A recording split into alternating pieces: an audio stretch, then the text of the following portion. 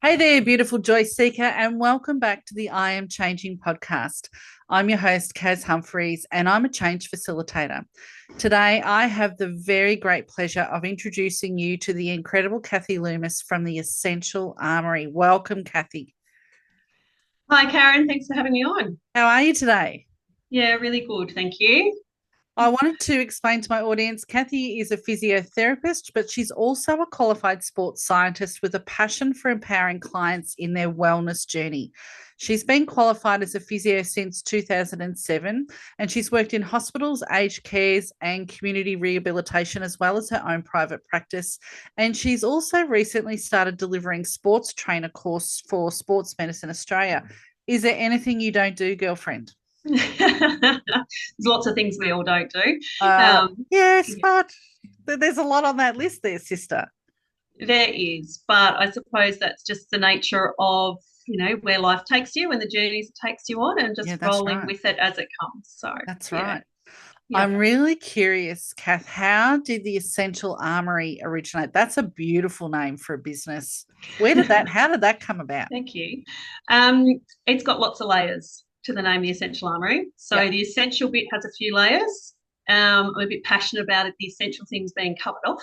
yep, Um, a lot of times the little things are missed or are just not given enough space. yeah, So making sure that those real foundational things, and not just physically, yep, the whole body, mind, soul sort of thing is covered off yep, when we're treating someone. yeah. Um, I've got a bit of a passion for essential oils, so that's kind of woven into that side of things as well. And then the armory side of stuff is all about armoring my clients with ways they can look after themselves, be Mm, empowered in that process, and have a little toolkit or a little armory of things to dip into when they need some help with flare ups and self managing. I love And that. then it's also a quiet little nod to my background because I'm a defence veteran. My husband's recently stepped out of the Defence Force as well, and my family has a long history with Defence Force as well. Yeah, wow. Thank you for your service. It just inspires me, people who give in that way. Are you comfortable talking about that time in the Defence Force? Yeah, gosh, it feels like it was a lifetime ago. These Mm, days, I'm seeing a lot of clients who come in who are, you know, they've started their career well after I've finished mine. It was back in the 90s when I served, so yeah, yeah, a real lifetime ago these days. yeah, So yeah, I was in the Air Force. yes, That's where I met my husband as well, which was yep. great little journey to be on. And it just whilst it wasn't the right fit for me, I was only in for 4 years, but it was great at setting me up for the journey that I went on. So 4 years is still a commitment that most people don't make. yeah, I think that's still the minimum commitment for service. I'm not sure exactly what it is these days, but I have yeah, no idea. someone is like I don't know whether a reservist is a year, or I have no idea. That's something we might have to explore. reserves is separate to the permanent defence force. Okay, there you go. So I've Yep, learned something new today. there you go. How long was your husband in for? 29 years. Wow, Or 20, just shy of 29. I think it was that's 28 a and long three quarters. time. It is. Yeah. And I would envisage, without being presumptive, he's done tours or he's done what would be the equivalent of FIFO work. Yes. So, yeah, away on exercise and deployment, he's done some of those. Mm, I think the longest stint he had was about 5 months. that's a long Yeah, time to be away from loved ones and connection. definitely. Mm. Definitely. So I love when you Yeah. talk about the essentials of well-being and health. You really know what that means because, you and I have spoken before and we've talked about the need for the working mother to be able to juggle all of the things. You're really juggling it if your partner is away on deployment or FIFO, or I've had a few clients in this week where that's actually been the challenge, is having to do all the thinking for both the parents and doing all of the juggle and all of the things, and it takes a toll. How did you juggle that? It is a bit of a toll actually. You don't realize how much you're juggling when you're in there. You Correct. just you just keep juggling. There's some great communities. Not everyone's as good at leaning into those communities as others. Mm, I think recognizing them when you're a defence spouse, you tend to notice who needs a little bit more from Mm, you. Like you tend to see them, mm, and you know when you've been through the same moments that they're going through. But again, things I wish I had learned earlier on. I'm a bit passionate about sharing those now. mm. I'd love to Um, get into that because we were mm, talking about this before the podcast, folks, and Kathy's passion when she said, if I could go back in time with what I know now, I would do things differently. So there's two questions I have for you here is at what age would you go back and start doing things differently? And what would you do different? gosh, all sorts of things. I think the journey I would do completely the same Yep. because it's really wonderful in hindsight when you start seeing some of those little snippets from 10, 20, 30, 40 years ago. You're just like, Yes. oh, that's why I had that experience. It's so I could Yes. reflect on that now and bring it together for this person who's in front of me or this circumstance and scenario. So Yes. I would love to be in a headspace. I would love to go back to teenage me, when I just joined the permanent workforce in the defence and that sort of Mm. stuff, be more savvy with my investments, be more savvy with my mind, um, and just that awareness and looking for lessons, rather than why is this happening to me? Yeah. Why is this Yeah. happening for Yes. me? Like it's one word, but it's so different. Such a Um, different perspective, isn't it? yeah, yeah. So some of that wisdom on how to flip things and twist it would have been really nice, and how to manage the juggle of all of the things with a little bit Mm. more grace and less frazzle would have Mm. been good. So, as a working mum, how do you now share that philosophy with your own children, knowing you'd like to do it a little different, not better or worse, just a little different? What do you now encourage for your children? So my kids are now teenagers. One's just left the teenage realm, so they're 20 and 14, my boys. Hmm. So they're at that fun age where they get to hear some of these things, but they're not necessarily terribly open and receptive to some of those things. But Yeah. if you pick your moments right, they are receptive to it. So it's, Mm. yeah, still learning, always learning, aren't we? But learning when not to have those conversations versus when to have those Yeah. conversations. We are Um, always learning. Yeah. yeah, always learning. It's like, that was not the right moment for that conversation. I probably could have waited a little bit, had one of those a week or so ago, but that's okay.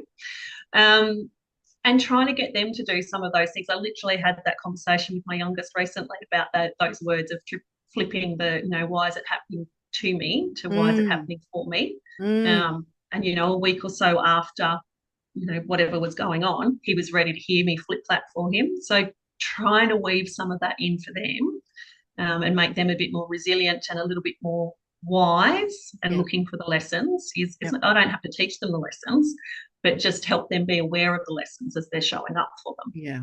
Yeah. And isn't that a shift from, I would assume, having a child that's 20, you and I are in a similar age bracket. So it's, acknowledging that the generation before us perhaps didn't think as proactively as that. I know my parents didn't communicate like that. But I know I certainly do with my own child based on all the therapies I've learned. It's absolutely influenced how I parent, but also how I work with young people and getting them to think as a young adult rather than a young person or a little person. It's all the same. It's how we expose ourselves and our view of the world, isn't it? Absolutely. As a working woman, I'm curious with all that you do now as a physio and an exercise, is it an exercise physiologist? Is that right? That's my other qualification. I'm not registered as an exercise physiologist, but Yeah. definitely have that background. Yep. Yep. What advice do you give to women during the cycles of the stages of their life, like when we start menstruation, when we're working on fertility and pregnancy, and then postpartum, and then perimenopause, menopause? How does that evolve as a cycle? Because you'd be dealing with families like I do. How Mm, can you share some of your passion now with the audience about that? gosh, there's lots there, isn't there? There's, sorry, I just dumped you straight in the deep end. So you can grab whatever Lots. you need. Grab whatever you So I need. think that younger woman is making her aware of her cycle and Yes. that her hormones fluctuate when she has a cycle and that there's There's ways you can sync with your cycle so that you can eat for your cycle, you can Yes. exercise for your cycle. It's quite often, I find it interesting how a lot of women, when they come in and we have a conversation about the injury that they've just sustained, where were you in your cycle when that happened? And quite often there's a little link in there for what was happening with ligament laxity based on hormones and things. And it's just, and they've just no awareness that their body is physically got lots of changes like that going on, not just hormonally and stuff. Yeah. So a lot of validation on things like that, that no one has those conversations. No. So it's a great space to have it because, you know, in a private little space, we catch up on a regular basis for a good half hour while we're doing therapies and stuff. Yeah. There's, you know, it's free flowing time for conversations while we're doing hands-on work. So it's a really nice opportunity to build on a lot of that. So you're talking about the ligament changes. I'm talking, so you're talking about the plasticity of a ligament. When I work with young girls, I'm talking about their neuroplasticity, and especially if they're neurospicy, is ramp up your self-care the week before your period when you're ovulating. That's the time to go slow, to deeply nurture, so that there's no stress in the lead up to the period and your period is normal. Yep. Absolutely. And with your workload, to actually consider that as the time to clear your desk off. So it's wrapping up of projects and stuff. It's not time to be starting new things. It's time to wind up, settle down, ready to go inward a little. Yeah. And so the same would be with food. You know, what sort of foods should we consume or avoid when we're ovulating? I could go to town on that. Don't do sugar. Don't do sugar. Don't do sugar. No, that high fructose corn syrup is terrible for you. But yeah, and you know, my favorite premenstrual is that whole, you know, berries. Like I really love those phenols and blueberries and stuff to really support me through that phase and stuff. Yeah. Absolutely. And what sort of exercise would you recommend for the teen whose period has just begun? If it's just like, if it's going to be sporadic and on and off for them still, like they're not going to naturally fall straight into a monthly regular cycle. So it's going to come and go a little bit still when they've just started their cycle. And just exercising as normal, but just that little bit of awareness. There's a lot of hypermobile kids at that age that I tend to see. Either that or they're really overactive and they've been doing a lot. Yeah. And it's about balancing that load out a little bit. It's not just the do. It's come back and actually nurture and support a little bit of downtime, make sure they're actually getting the stability side of things in is often what's missing. I think that's beautiful advice for everyone of all ages, is find the balance. Yeah. Whatever it is you're doing a lot of, you need to do a little bit of the other things. Yeah. And most people don't understand the reason why we need to balance out. Do you want to talk a little bit about that, or is that again dumping you in the deep end of the pool? Well, we don't just, I suppose the easiest way to describe it is a lot of my patients, like if they're running and then they go to the gym and they work on exercises that still have them moving in the same direction, so backwards and forwards of the body sort of stuff. They're never working in the side versions of the body, and they don't work the rotational components.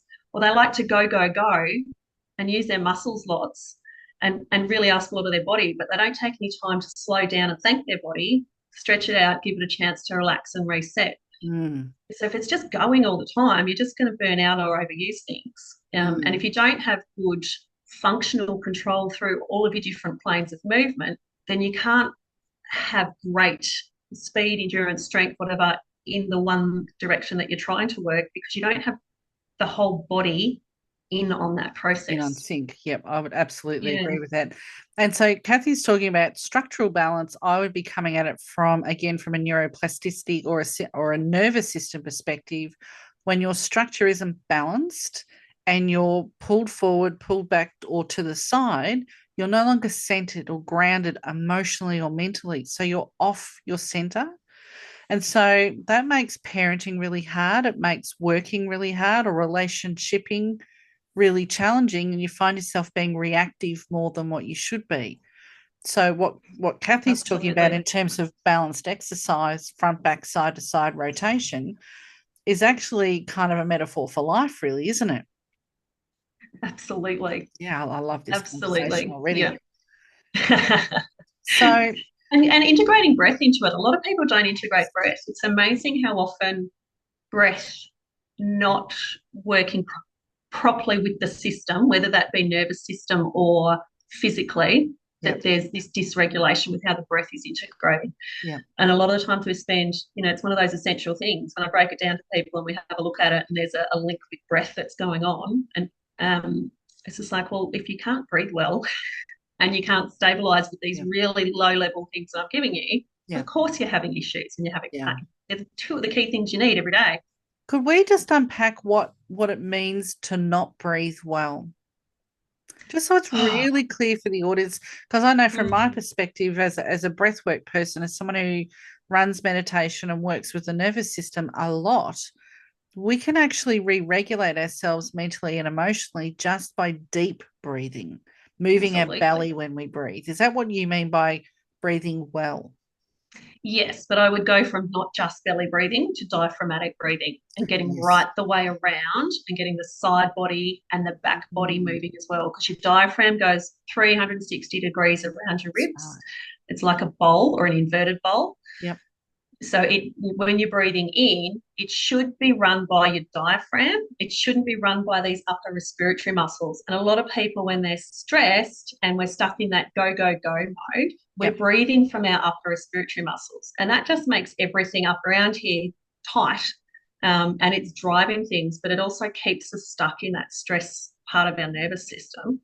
Whereas when we drop into the diaphragmatic breath, that helps us regulate the nervous system, but it's also then allows us to use the musculature that we're meant to for breathing instead of overusing everything up around the top part of the lungs. Nice, nice, nice, nice.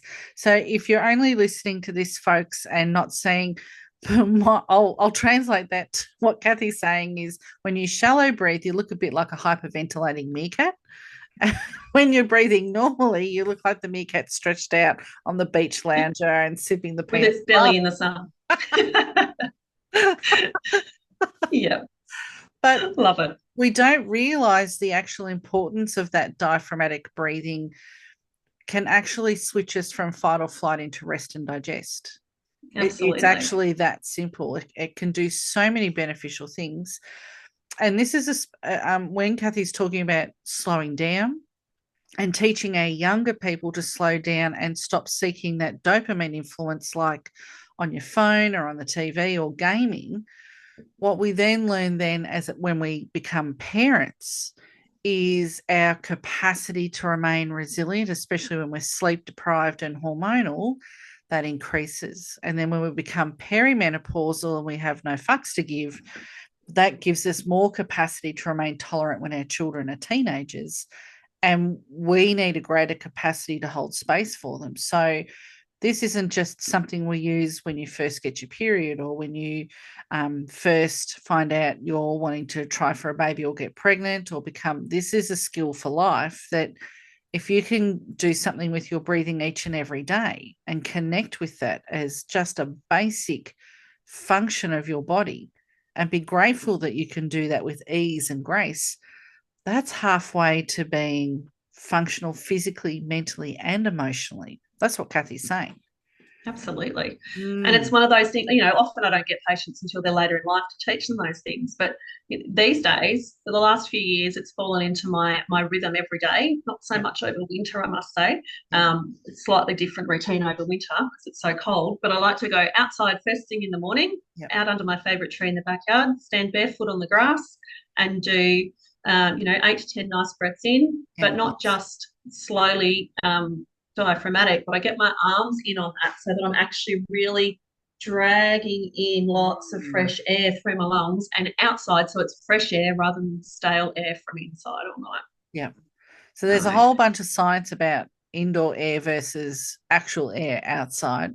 Don't know that we'll get into that today, but that might be another Not interesting today, but it's a podcast beautiful way to interview. start my day, and it Great. just Same. it I do grounds exactly you, the it same sets thing. you. You Yep. feel energized. You've just got some nice deep fresh air. You've got some melatonin hit your eyeballs. Your retinas are set for the day. So it's just a really lovely way to set yourself up for Yes. the day. Most people don't realize that when you expose yourself to that dawn sunlight before 10 o'clock without sunglasses on, four things happen in your brain. You create the hormone to help you sleep tonight. You reset your sleep wake cycle. You create a hormone to manage pain, and you create a hormone to make you feel good for the rest of the day. Who wouldn't want that? It's better than And it's such a swallowing a simple pill. thing. And it's Yeah. just going outside and moving your body for about 20 minutes. Yeah. Or even just going out there and appreciating the sunrise, or just looking in the direction Yeah. of the sunrise. If you want to sip your coffee from the doorstep for a few minutes, Yeah. something to do with getting UV on your retinas first thing in the morning, Yeah. gold. Very powerful. Very, very powerful. So, how do we encourage people who that I don't know if I'm sure you would hear this. I don't have time for that. I'm always too busy. And there's every freaking excuse under the sun. And Yeah. especially for those beautiful mamas and I'm sure there's dadders as well who their partner is doing FIFO or doing deployment or doing training, and they're doing both jobs of parenting. How do Mm-hmm. we support them? What would be the take home tip for them to find that window of time, that 2 minutes of just step outside if the weather's beautiful and do your breath work, bare feet? Is that enough for the day? Is that a lovely way to start your day and something you can continue throughout? It's a lovely little moment to try and sneak in. I like to encourage people to try and get, I've stolen the term, but stillness meetings in Mm, throughout the day. So when those opportunities present, just try and take 5 minutes 3 times a day. And it might be when you're having your cup of tea that yeah, you actually mindfully enjoy your cup of tea, taste it, savor it, yeah, enjoy that. It might be, when you're sitting outside with the kids and they're playing, that you actually really notice the smell of the flowers and the rustle of the leaves, and you just actually enjoy the moment rather than get get in your head about what you still got to do. Like, just be present and enjoy the moment. yeah, Um, it's just such a powerful way to stay present and engaged and yeah, enjoy where you're at. yeah, And then it's a matter of, those busy mums. It's not about feeling guilty for not doing stuff because you're busy doing. yeah, It's about trying to help find ways within their routine that yes, it's manageable and doable, yes, and picking out the key essential things that they need to do and yep, how you can layer it into their day, yep, the things they're already doing, yep, and make it a bit of incidental exercise. yep, It might be that, when they're pushing the kids at the swing at the park, that they actually do squats in between. yep, Whatever it is, it's yep. about getting them Squeeze a it bit in. savvy to blend it into what they're doing. Yeah. I love that, because the reality is, folks, that if we could put if we could stick shame on the shelf, you always have housework. I've had this conversation 7 times this week already, and it's just Wednesday. Like, I'm having this conversation a lot lately of the desire people are now starting to recognize when their space is clear, their head is clear.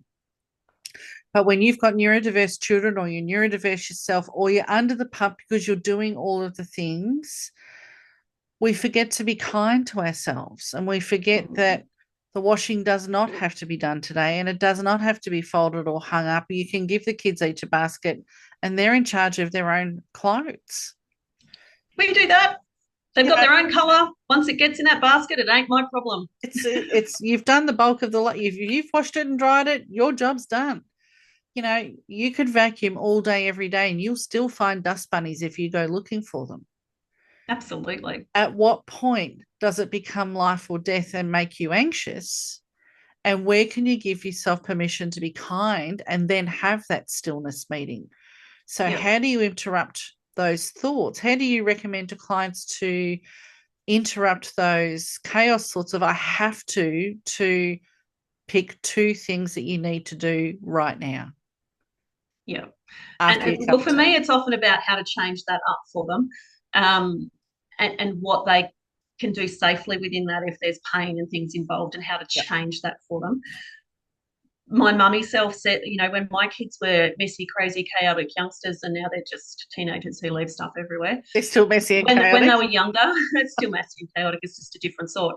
Yeah. Bigger. But when they were little, the big thing for us was, um, just, yes, I love my space to be clean, but I didn't have to have everyone's space clean. And Yeah. so long as the pathway was clear from their bed to mine of a night time, if they needed to come up, then that was okay. Yeah. So they could safely find me in the middle of the night if they needed to. So they can just Nice. shove it all to the side. It's Yep. fine. So And it's not the end of the that's where world. we ended up landing there. Yeah. I want to give our audience permission that it's actually okay. We are Absolutely. so hard. There is so much crap on social media that infers that we should compare ourselves to perfect people. And let me Yeah. reassure you, you have no idea what goes on behind the camera, what goes on inside someone's head, that there's no perfect person unless they've got OCD. And even then, well, that's not perfect either. So Yeah. it's Yeah. So no I such often have thing. that conversation too. It's just about you only see people when they're ready to be seen. When they're having their messy, chaotic moments, they don't come out in public. They don't No. make a social media post. You only see the version they want you to see. You only And see I the often pictures of the also made with beds. You don't see the chaos no, behind what it you was three don't. minutes You before they don't. took that photo. Yeah. And if I've got someone that I'm going to visit, friends and stuff, if they've just had babies, they've just had surgery, whatever, I'm just like, if I come to your house and it's clean, I'm going to be really mad. Um, because that means you're trying too hard. Like, I Yep. don't want to see that. And you're Yep. putting yourself unnecessarily under stress and things for me. Yep. And if I turn up and there's dishes to be done, if I want to do your dishes and help, but that's Yep. my way to give, if that's something I can do, then let me do it. Yep. Um, It's a really yeah, because powerful I don't lesson I want to learned walk having a cancer experience is the epiphany that all the love that I'd ever given out came back to me all at once. And it's actually overwhelming. It's very hard for people to receive. And imagine if you're allowing someone the gift of giving you joy. They get joy just from helping. Because absolutely. you would offer, even if you lost an arm, you'd still go, what can I do? Can I help? Well, by saying yes, you're allowing someone the gift of giving you love. Don't deny Absolutely. that. Don't deny that love Yeah, because you can give and give and give and then feel like it never comes back. Well, that's when it comes back when you need it the most. absolutely. And giving yourself the gift to receive it Yeah. and permission to receive it Huge, without guilt. huge. And I think our society, our modern society, with the influence of social media, we've forgotten how to love ourselves without buying stuff. Yes. We've Yep. forgotten how We to don't need be to buy it. kind to ourselves. We just Yep. compare ourselves to others, we shame ourselves, we talk smack about ourselves. And guess who's watching and listening? It's the little people and our partners and those around us who see us killing ourselves just to make sure the washing's done or the cleaning's done. And for what? Yep. Absolutely. And the voice you hear most often throughout the day is not anyone else's, and they don't hear your voice as much as the one that you hear in your own head. Mm. So be kind to yourself. Be kind because we have up to 60,000 thoughts a day. 75% of them are negative because our brain doesn't want to have to go and revamp into positivity. And of that 75%, 90% of those thoughts are negative and from yesterday. So if you start canceling out negative thoughts today, you've got less you have to deal with tomorrow. Yeah, And that's definitely. okay. Oh, we're kind of sidetracked here. All right, let's back to bodies. So Kathy is, I'm just reading some notes that we've made here. Kathy is also, now you're the owner of the Hive. I am the Hive Holistic Health Centre. Oh, the Hive Holistic Health Centre. Let's give that a bit of a plug, and that will be in the show notes too, folks. Tell me a little bit about the Hive because just the name of it sounds pretty groovy. It is a bit lovely. So we're turning one in a couple of weeks, which is pretty Stop that. exciting. I Stop think it's that. next Who Friday works is at the our first Hive? birthday. Who hangs out at the Hive? Who hangs out at the Hive? I do with the Essential Armoury brand. So the Hive is a space. It's a collective space. I kind of like to think of it as all the busy little worker bees working for the collective good of our little community. Yep. That's where we work from. Yep. So we've got it's a lovely lady, Jenny, does some aromatherapy massage, some Reiki, lymphatic drainage, Swedish massage, all that beautiful stuff. There's another lady, Kelly, who does remedial massage, and she does, I think, Lester Cox method, and she's doing some stuff on pregnancy as well. Yep. We've got a mental health OT who works here. She works with young people. Yeah, nice. Counsellor. We've got a lady who does 9D breath work. She does one-on-one and group sessions and sound baths and things. So yeah, 9D breath lots work. of Oh, here we go. Now we're getting exciting. 9D breath work. All of that sounds absolutely delicious. How does one find all of those practitioners? Are they on the website? They are all on the Hive's website. Yeah. And they've Beautiful. all got links to their own pages. They're all responsible for their own bookings and things. There's no central booking system. We Yep. just kind of capture and send them all out to the individuals. Yep. I have in my notes, folks, that when Kathy and I first started talking, it was because of a mutual client had dropped each other's names to the other. And Kathy and I reached out. In our initial conversation, we got talking about pelvic health for women, especially during peri and menopause, but also postpartum, and all of the things that could go right or go very wrong with women's pelvic areas. And without getting too graphic, oh boy, because that could be a bit of a rabbit hole, that one. Not a rabbit Um, hole, a vagina. Let's just say it, a vagina. Um, you know, do you have a lot of that type of work in your clinic? Absolutely. Yeah, it's a bit of a passion area. I mean, I was blessed with one of our lecturers at uni right from day dot. She was incredibly passionate about all things pelvic floor, so Yeah. it has always well been on my radar. Yep. I also fell pregnant with my first child when I was studying physio in first year, As you so I do. had the whole pregnancy through your pelvic floor and all the rest of it as we were learning all of that side of things. Yep. And I have learning that as I was becoming a mother had its own, different perspective on all of that side of Yeah. things, how to look after that a little bit. Um, but then hearing mothers say things, in mothers groups and forever and a day, I keep hearing that it's just, you laugh and wet yourself. It's just part of being, just what happens. It's like, Yeah. well, just because it's the norm doesn't mean it's normal. Yeah. And there are so many things that we can do to try and improve that. Sometimes it can be fixed, and sometimes, those It, issues that are going on with pain, with leaking, with whatever, yeah. they can be improved at the very least, usually with We some need to pretty talk simple about that, interventions. and we actually need to normalize. It's not normal to wet yourself when you laugh. It's not No, normal for sex physiologically, no. physiologically, but we Statistically, understand it's that. a high rate, but Yeah. it's not physiologically normal. Yeah, So exactly. it's just worth saying that, and it's okay. And there's lots of beautifully intended, um, trained professionals who are out there to help you with bladder leakage, bowel leakage, because there's that as well. Mm-hmm. Let's just normalize everything. Let's get it right out there. Potentially, not fit, not literally, but let's talk about the conversation to normalize it. We also have, issues with traumatic births and stitch versus not stitching, and then painful sex afterwards. We have issues with Painful fertility. sex before as well. That's, Yeah, yes, so overactive pelvic floors, because a lot of young women are told to contract, contract, contract, but no one ever tells them that as part of that, you're also supposed to relax it. yeah, Um, and there can end up being this tendency on overactivating through there, and that can, be one of those things that leads to that painful intercourse side of things as do you well. get lots of young women who come in with that condition?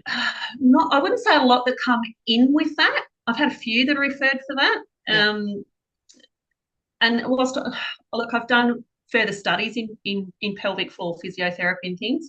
I'm not qualified the postgrad version of things. There's yep, higher qualifications than what I've got with that side of things. yep. But I definitely see a lot of that side of things. And when you ask, it's amazing when someone comes in and the Mm, stats are really high with the links between back pain and hip pain, even knee pain. So if there's something going on, yeah, and get it checked. there's little clues that I get along the way, Yeah, then we go there and we have those conversations and we're just like, what's going on? yeah, Where are we at? yeah, And delve into that side of stuff. And it's almost always there when you go looking for it as some sort of contributor. yeah. Makes sense. I'd love to be able to reach out to every young girl who'd listen to this episode, or her mother or her grandmother, and give them a big hug and say the embarrassment of having that conversation and potentially the examination or work to resolve that issue versus the pain that goes with that condition. Because I tend to work with the postpartum women and the women in their 40s who have had a challenge all of their life. And Mm-hmm. then they have the psychological subconscious habits that associate with the fear of pain and the fear of being incontinent, especially at big events like their Mhm. child's wedding or graduation or whatever. And that stops them from living their fullest life with joy. Absolutely. So Absolutely. if we can do something about it, know that people that there are things out there and there is treatment available and it's varied. It's not just a one-stop shop, do this exercise. It could be a whole bunch of different things. And there are options.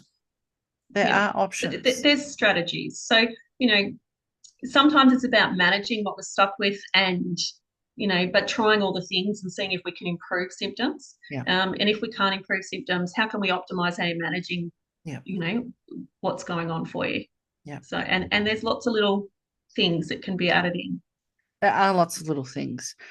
What do you say to the menopausal woman when all of her body is changing, especially with the lack of estrogen, and the tendinopathy kicks in, or dryness kicks in, or the pain starts to set in and the energy changes? Yeah. So a lot of women have never even had testing to see where their hormone levels are at. Keeping a diary and things can help with when you to feel valid when you go to the doctor and you're having a conversation. It's like, well, look, I've been keeping track of what's going on with Yeah, symptoms and stuff. That can be really useful. very Sometimes you just useful. need that to go with things. Yeah. Um, but just there's some great books I really like. I'm reading a lot of stuff at the moment. I'm just looking at books on my shelf. Dr. Mindy Pels. She's Oh, got God, some I love her. fantastic information for women. Yeah. Lots of podcasts, lots of books. She breaks it down really nicely Yeah. on how to get in touch with your hormones and your body Yeah. and figure out your cycle and where you're at and how to support your cycle. She breaks it down really nicely into little chunks and things from that side Yeah. of stuff. But just understanding that your body is going through changes, there Yeah. are ways that we can minimize that and support those hormonal changes in the process Yeah. and just tapping into some resources to help you with that I process. agree. I'm gonna drop that link to Dr. Mindy Powell's is the author of Eat Like a Girl and Fast Like a Girl, but she also has the podcast. Her podcast is called The Resetter Podcast, and she Yes, I think also that's has it. a Resetter Academy. So you could work with a hormone coach through her Resetter Academy, but on her podcast, which I just salivate over, every single speaker she has on her podcast is an expert. Most of them are published authors or published of latest research. So she only deals with current research, current experts in their field. She works everything from physiological, so hormones, body, weight, strength, training, to psychologists, psychiatrists, to sprouters. Like she has left All the no things. stone unturned, this woman. She's No. lovely to listen to. If you have a Spotify account, you can listen to her audio Fast Like a Girl on Spotify. But the Resetter podcast is exceptional Yeah. for getting good quality data that is not inflicted by social media algorithms. It's very good quality science that she shares. I've often gone Science off based. Yeah. and looked at the research papers that they're quoting or referencing, and it's very good quality information. So Absolutely. if She's you also have got it, a couple for menopause as well. So she's got the menopause reset, and she's got yes, a new one coming out soon. I think it's called Age Like a Girl. yeah, Um, nice. so yeah, yeah. So I'll be she's jumping on that. slowly, as she's gone through her journey and seeing different women in a Yeah, clinic, it's all evolved. yeah. But yeah, she's just incredible as a It is resource. fabulous. I often refer clients to, if something comes up in clinic, I will refer a client to a specific podcast episode so that they can then explore whoever she's interviewing, their book, their resources, the research papers. She's exceptional. Dr. Mindy Pels, and it's regardless of age. So she's got young girls herself. So she's really big on educating the women of tomorrow. Absolutely. And I think that's where we lost a lot of stuff is my mum's era and the era before that. A Yeah. lot of that stuff was just we lost the community connection. We lost women getting together and having a chat and it actually being open conversations between different age groups and Yeah. supporting each other through all of that. And we went to a convenience. Yeah. side of things, and we just lost a lot of I think that secret women's knowledge. business became so secret we can't talk about it anymore. And that's a load of bollocks because our daughters turn to us for advice and wisdom, and even our sons. You'll be educating your boys on how to treat a potential partner, male or female, of how they cycle. So even if Absolutely. you've got Yep. sons, I hope that you're talking to them about your own menstrual cycle and what that might shift for you. I watched the most beautiful reel on social media the other day, and it was a perimenopausal woman who was basically doing a video, a note to self, and she was confessing that she'd text her family, her husband and her children, her teenage children, I'm so sorry I've been moody or this, that, or the other lately. I'm perimenopausal. I've missed my last period. I feel out of whack. I'm raging a lot. I'm aware that I'm raging a lot and I don't want to. I feel Yep. lost within myself. I don't know who I am right now. And it was this raw admission of where perimenopause was taking her in that month that she'd missed the cycle and hadn't had the physical release and the buildup of whatever was going on in her body. And she admitted, my husband texted me back, thank you for bringing me into the loop. Yep.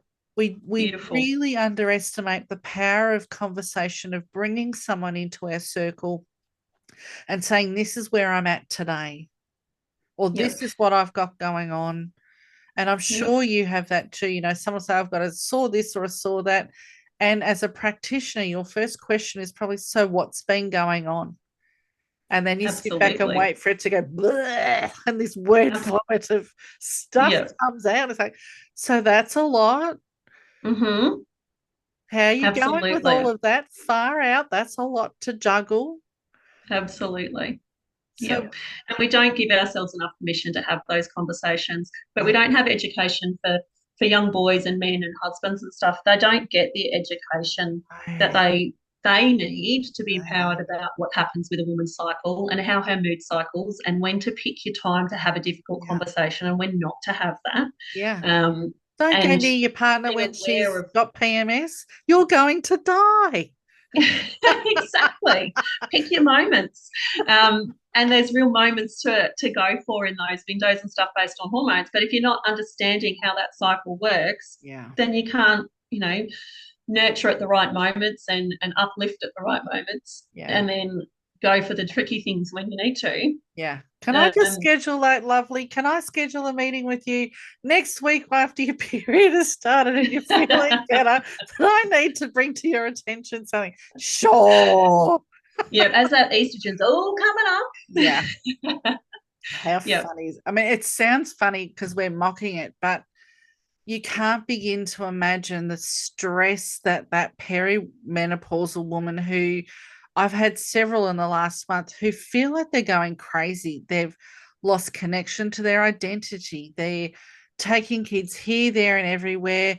And the husband does his FIFO and he works really hard when he's offshore, and then he comes back and he then adjusts to the rhythm of everything going on. He doesn't know who the kid's doctor is. He doesn't know who the friends are or where they live. He can't just pick up where she left off.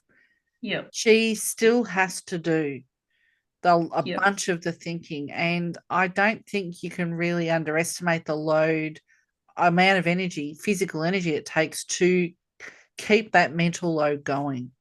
absolutely. We Mm. often have we often have that come up in my household with, can you just do this for me?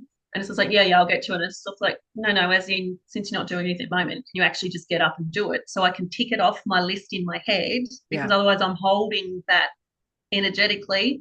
It's in here and I Yeah. need to move it to a different spot. I need to check it off in my list and get rid of it from my mental load. So when you ask it like that, it's really an invitation of, you're doing me a solid and taking something off my plate. If you could do this now, please. Yeah. And how Because would that otherwise, work for you? Could you put your yeah, phone down for exactly. 3 minutes? Yeah. That little addictive square that you pick up all the time, and you're addicted. I'll say it again. You're addicted. Pick up a book. Allow yourself to get bored. Oh my goodness, Boredom. that's a whole Beautiful. nother conversation. Oh my goodness, Kathy, let me go through my notes here. So you're really passionate about prevention and sports injury rehab and all things women health. How did all of that come about? How did you get into this? The whole physio side of things. Yeah, how So, did you become a physio? gosh, that's a journey in itself. I was never going to do anything to do with medicine when I was looking at my HSC. I Yep. was planning on doing like a law commerce degree. And then I got to that point, and then I'm just like, oh, I don't know what I want to do with that actually. So I'll join the Defence Force and see where Yep. that goes. Yeah, as you And do. then did my 4 years there, and I was like, well, now what? Um, anyway, I thought I'd do medicine. So, but I didn't have the right things to take me into medicine. So I thought, all right, well, I'll do a sports science degree in the meantime, and I'll use that and get into medicine with that. Yeah. And then one of the placements I did doing that degree was actually with a physio. Yep. And I'm just like, that's more what I want to do. I have arrived. Yeah. Yeah, Yep. nice. Isn't So it funny how you arrive at the place you're meant to be at by accident? yes, it's a lot. Yep. The universe has a funny way of taking you where you need to be at times. They're not funny So sometimes. They're mean bastards. sometimes But, not so funny. Yep.